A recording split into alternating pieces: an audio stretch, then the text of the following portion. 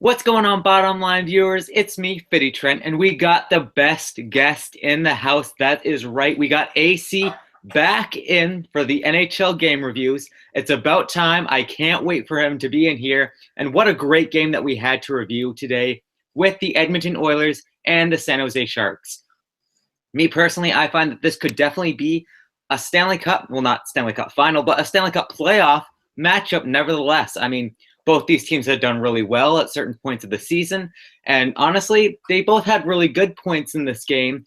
But overall, it looked like one team kind of ran away with it, didn't there, AC?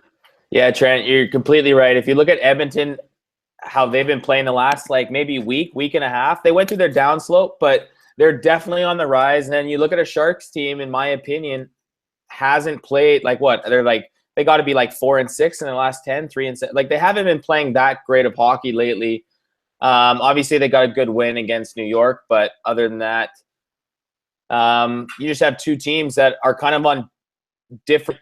San Jose's going down. I feel like Edmonton's on their way up, and I think Edmonton's fun team to watch. And you know what? I always preach with you guys about the third and fourth lines. I really like to see that, and I really like what I'm seeing, especially in that third line with Cassian on Edmonton starting to really show up. And that's an awesome third liner you could have going into the playoffs. No, for sure. I mean, Cassian never worked out for us because we're Canuck fans. And when he was even in Montreal, he really did not find a perfect fit. But once he got to Edmonton, it was a young team that they really did not have any gritty players like a Cassian. So he's fit very well into that group. And as you said, I mean, the San Jose Sharks, they have one win in their last 8 games, and that's including this game. So, I mean, it's very kind of concerning to think about because the Sharks have been so good, but now it seems like they're struggling so much. I mean, do you think this is going to continue for them in the playoffs? They still, you know what, we've seen a lot of these teams similar in the past to San Jose, trying to make their mark. And I feel like the San Jose Sharks are kind of the New York Rangers of the West, when I think they're always good for a play. The way their teams are built, they're always good for a playoff run. And I think that this year they still, with the playoff, how it sets up, right, they're going to have to play some really tough series, plus Edmonton maybe in the first round, but obviously looking like more in the second round, right, quarterfinals. So we'll see. But, like you said, I just don't think the Sharks are in a decent spot right now. But then again, Couture, they've had guys that are not playing well, and they've had some injuries. They get those guys back and they start playing well. They're definitely a team that is playoff built. No, for sure. And as you said, they do have some injuries. Arguably one of their best forwards are out right now in Logan Couture. But, I mean, we're kind of hinting at it. Logan Couture is not going to win you that Stanley Cup. It's not going to completely alter your entire team. It's just going to take off one of your depth guys and replace it with a good player, but it's not going to be enough because honestly, this Edmonton team looks so complete and so good, and they proved it tonight, especially that Maroon and McDavid line. I think that's the best combination in Edmonton that we've seen for years now. Yeah, no, and it's hard to believe that Lucic got brought in there and had a decent first 5 games of the season when there was a lot of hype around McDavid and playing with Lucic. And it's proved because Maroon, I think, is a way better skater than Lucic to keep up with McDavid. Plus, he's a big prototypical power forward that you want with a skilled playmaker like McDavid. And I think that line has worked out huge.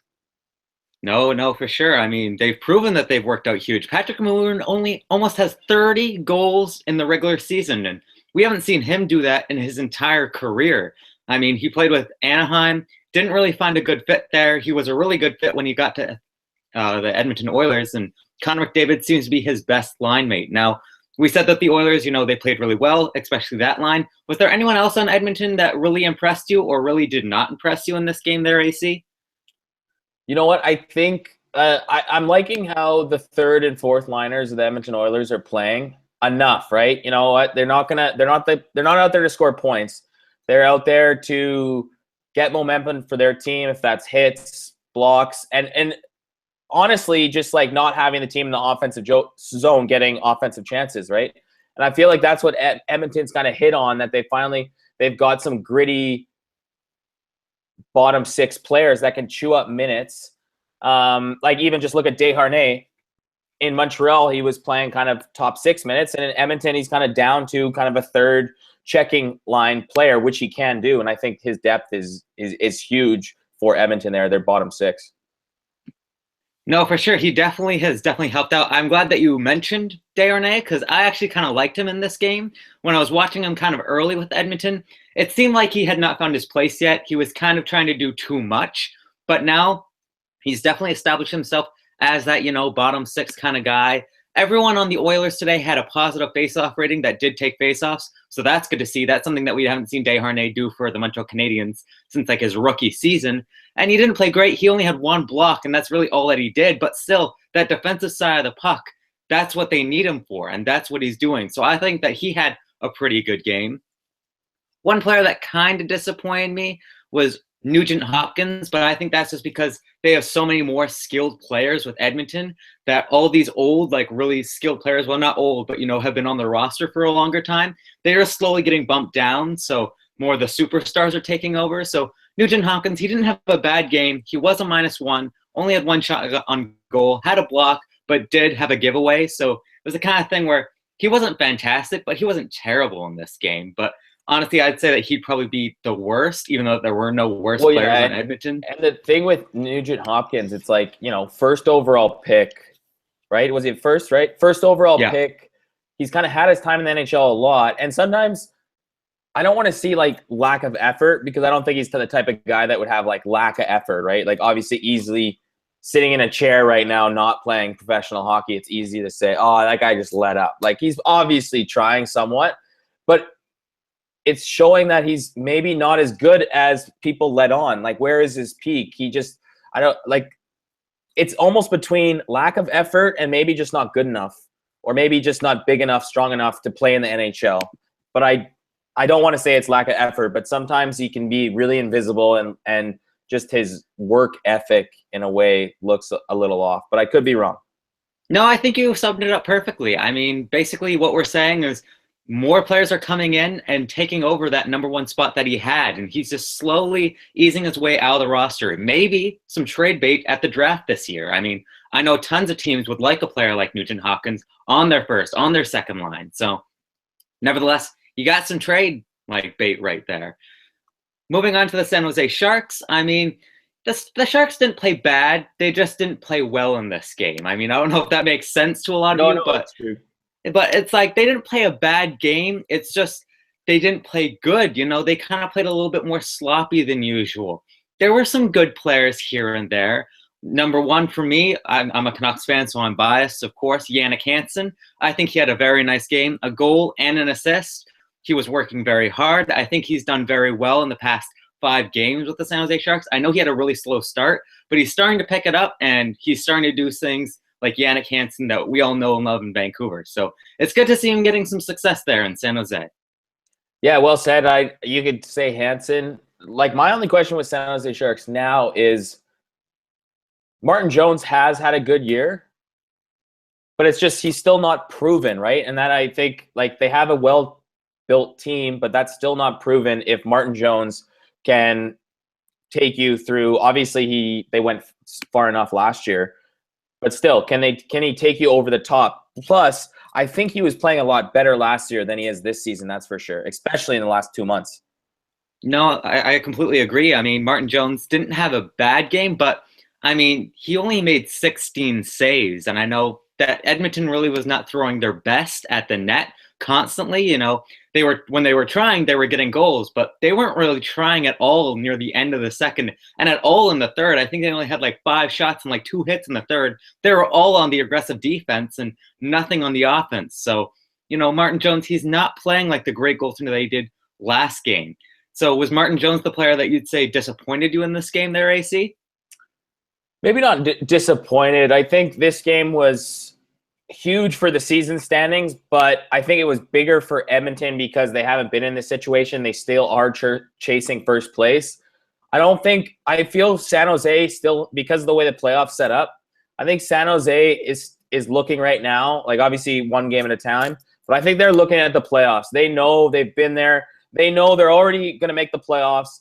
There's 8 games remaining in the season. To us, I don't think first place. They can't get the President's Trophy. Home field is or home ice is awesome, but I still think this game kind of proved that the Sharks maybe were looking forward or so, and I think it's huge for Edmonton, which is great because I really like how Edmonton played.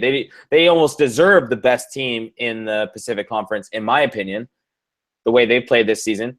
They've been somewhat more consistent than some of those other teams because we've seen Anaheim's been on the up, but they've had a huge slumping in the season. San Jose's slumping kind of in the last 3 weeks. They're kind of getting it back together a bit, but I think Edmonton deserves to win that. But I still think San Jose, if you get them in the playoffs, it's going to be a hell of a series to play against them for 7 or however many games it takes. How many games do you expect if this series does end up going to the playoffs, which I believe it probably will, and I think a lot of other people believe that will? What do you see? Do you see it going to a Game 7, or how far do you think it's going to go? It's almost just the safe bet would just say Game 7 because I still couldn't put on who won. Like, right now, I would put my money on Edmonton, but in the playoffs, you never know. It's still San Jose in the playoffs, and we don't know. Edmonton has, I feel like, the best team in the Pacific Conference, but it's just they haven't made the playoffs, right? Like, it's all these guys are pretty much brand new. Obviously, you have Lucic, Maroon. You have a lot of guys on the defensive side that have been on playoff runs. Talbot even has been in playoff runs. But it's just interesting to say in a playoff format, it would be really close, but I don't know if I could put a winner on it. Right now, I'd say Edmonton, but in the playoffs, it's San Jose. They've got a lot of experience. It would be a toss-up.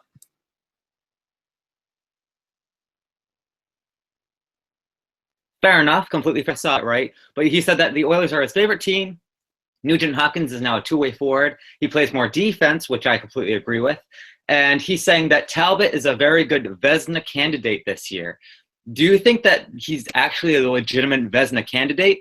Or do you think, just the Oilers are thinking, oh, we're doing good this year. It's just our goaltender? Well, if you look at Talbot's save percentage and goals against, they're not like elite Vezina categories. In my opinion, they're not. They're little. I think his goals against is over 2. Because Edmonton is winning games by scoring a lot of goals.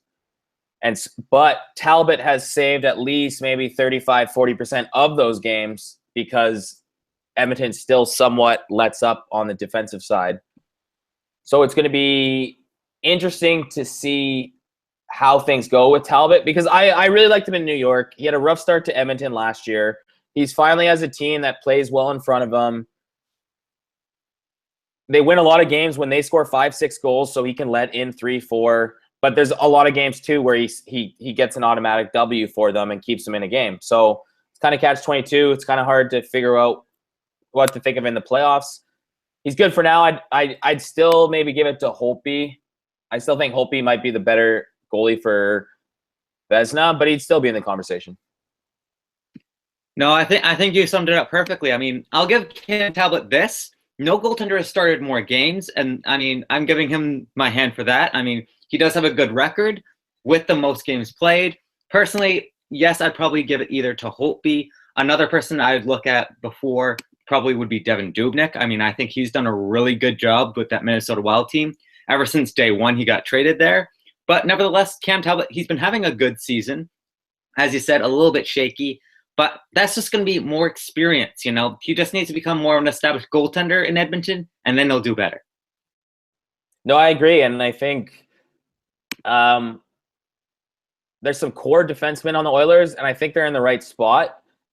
And I think they have so much upside with their younger defensemen that as they both get older, look at next year when you have some of these guys like Larson, another year older, and Larson's actually played really well in the last week, 2 weeks, 3 weeks. So it's just interesting to see if they can get that defensive side more sound, because I still think Talbot is forced to make a lot of saves when most goalies wouldn't with a sound defense, because I still feel like Edmonton, the way they play, they give up a lot of chances. So you need a goalie to make a big save, and until Talbot can prove that they can't win 3-4 games in a row, or when you get into the playoffs, that they're not going to at least lose 4 out of 7. I think it's a good bet to keep on riding him, and I think he's going to help them out for sure in the playoffs. And I think you summed it up there perfectly. Speaking of the playoffs, we have tons and tons of playoff action coming from the Bottom Line View. We guarantee you it. It will be me. It will be Mitch, because a few people are asking, where's Mitch in the chat? Sadly, he could not join us. He was busy tonight. We're the B squad now, or at least I am. So am I, man. Don't worry. No, these guys are in WrestleMania. They're living it up. They're gonna produce great wrestling content. WrestleMania, so we're picking up the slack.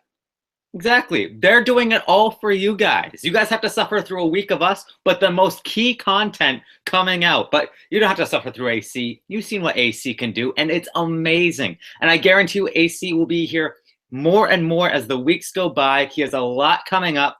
I don't know if he can tease anything, but I guarantee you it's going to be good no matter what it is. He'll be on the hockey content. We got some basketball content coming out, some football, wrestling, tons of stuff. I hope you guys enjoyed this episode of the recap, and be sure to subscribe to the Bottom Line View, because if you're not, what are you doing with your life?